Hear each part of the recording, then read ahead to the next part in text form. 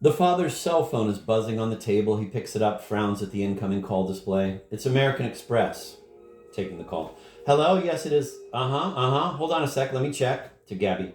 Did you spend $5,000 on 100 pairs of fluorescent yellow wireless earbuds at a Best Buy in the Garden State Mall in Paramus, New Jersey? Gabby. When? Father, into the phone. When was this exactly? Then to Gabby. The 27th. Gabby. Dad, we were here on the 27th in Kermunkachunk. We assume that the trio of scrofulous German men seated daughterless at the end of the bar are sex tourists, that is, men who can achieve orgasm only after being killed and enucleated.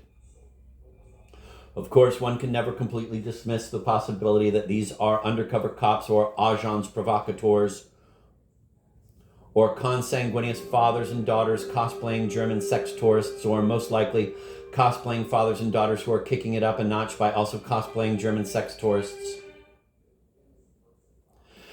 Gabby and the father crack up, click glasses, and down their shots. They're having such a marvelous time together that Gabby is suddenly overcome with melancholy, saddened that this marvelous time together must soon come to an end. Her head drops. She's quiet. The tender-hearted duet that's now performed by this marvelous mezzo-soprano and baritone is, according to the brochure, quote, from Gabby and her father's favorite scene from Yasujiri Ozu's Late Spring, and is based on the subtitle translation from the 2006 Criterion Collection release, end of quote. Waiter, aside to the audience. If you haven't seen this before, you're in for a real treat. The house lights dim. A hush falls upon the bar pulpo and, extraordinarily, upon the piazza, where, at least for the next several moments, those deranged CMF street soldiers, moved, perhaps, by some vestigial sense of etiquette from their days on stage, have turned off their phones and put aside their semi-automatic pistols and bloody melon ballers.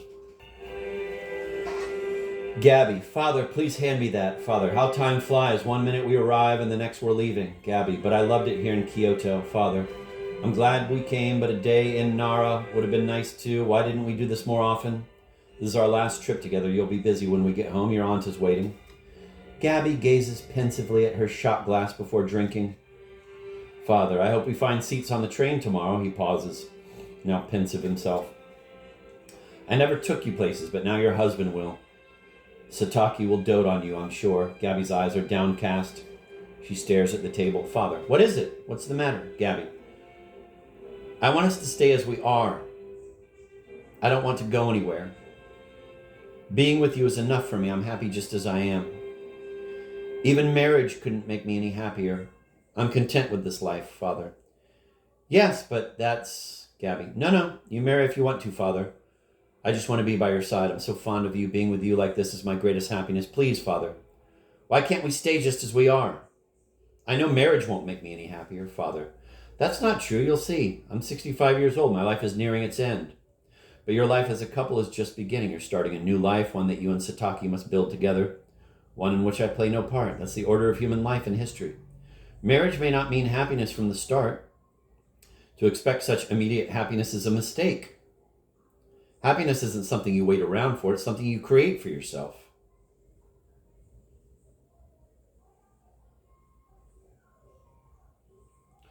Getting married isn't happiness. Happiness lies in the forging of a new life shared together. It may take a year or two, maybe even 5 or 10. Happiness comes only through effort.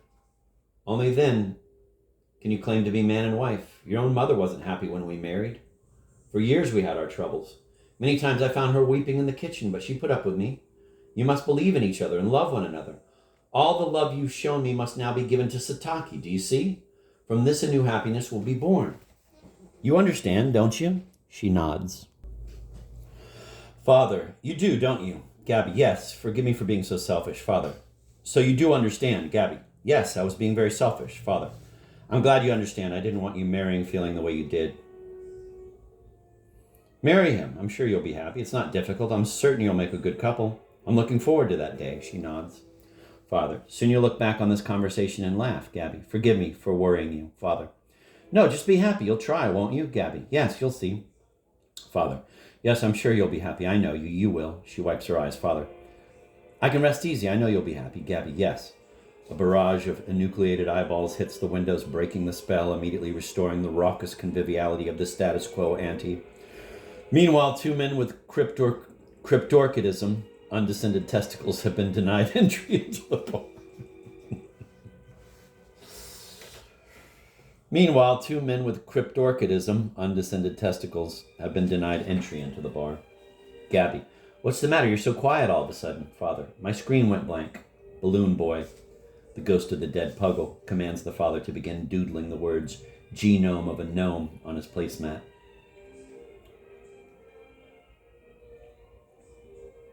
Later. Father, you saw the big character poster out on the piazza with the lines from Holderlin's Dear Ister, right? Gabby. Yeah, we picked it. Father, well, would you consider nicht on schwingen mag zum nächsten einer greifen? Quote, not without wings may one reach out for that which is nearest, end of quote. And, quote, orgy, end of quote. Gabby, an orgy? I mean, under certain circumstances, yeah, I might, Father. Well, how do you define orgy, Gabby? I don't know about define, but I associate the word orgy with the word swarm and the French word for intoxication. Ivresse.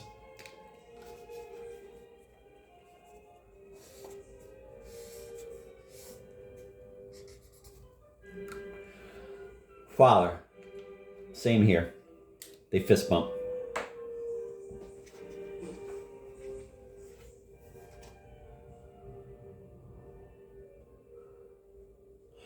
Father, but that could be a swarm of letters or an ivresse du discourse, yes?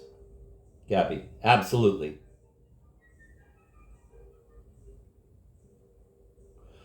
Father, everything's an orgy to Chilesians. They're always like, oh, this is an orgy, that's an orgy, you know? Gabby, feigning drunkenness. You know what I know? You know what I know? That whole concussion protocol thing they do when a football player gets hit in the head, where they bring him into that weird blue tent on the sidelines. It's all a bunch of bullshit.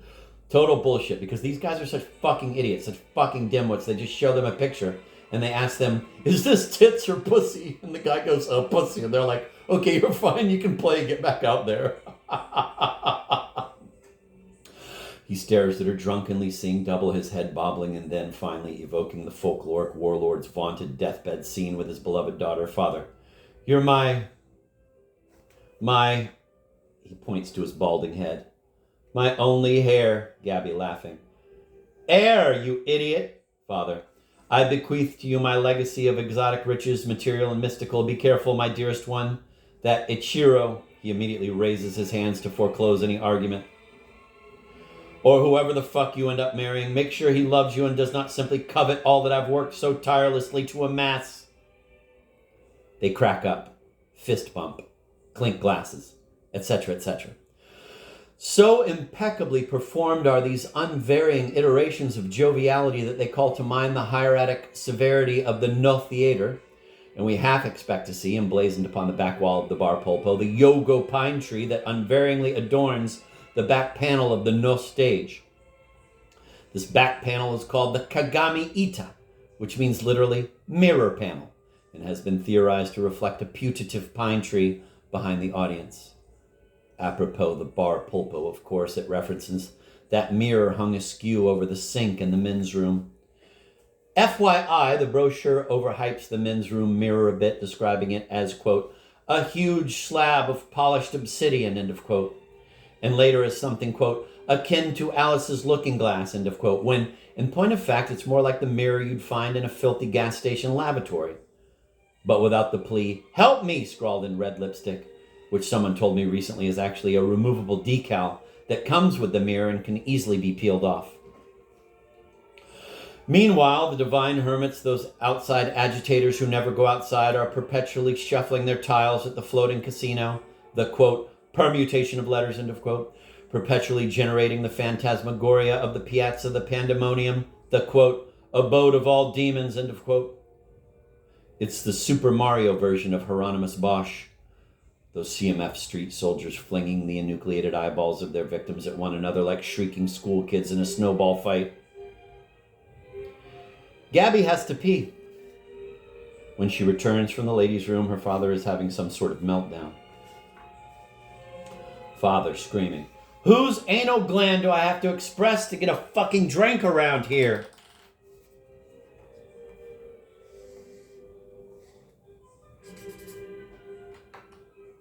Gabby, dude, relax.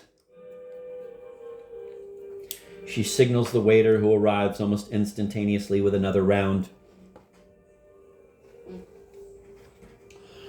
We have gradually become aware of previously unthematized dimensions of meaning. Meanwhile, someone in the men's room is trying to drown one of the Lego-like robotic vermin in Hawaiian luau air freshener.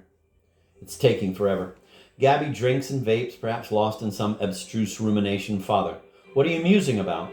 Gabby, do you remember the patient's very first myopic misreading of the professor's introduction in the optometrist's office? Quote, the first orgasm I ever had was so intense I separated both my shoulders and shit in my pants, end of quote. Father, the patient must have somehow extracted that from the smelly chart of her unconscious. Gabby, howling with laughter. The Snellen chart. The father closes one eye, trying to better focus on the karaoke screen. Father, the Snellen chart of her unconscious. Gabby, the professor's introduction is, in one sense, derived from the random letters of the Snellen chart, yes? Father, now intently scribbling some gibberish in crayon in his placemat. Yes, precisely. Gabby.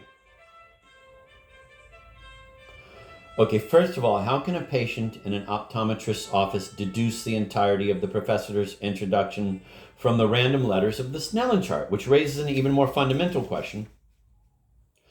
Why would the optometrist accept such an egregious misconstrual of the R chart as accurate? And I have the answer. Pausing a beat for maximum effect.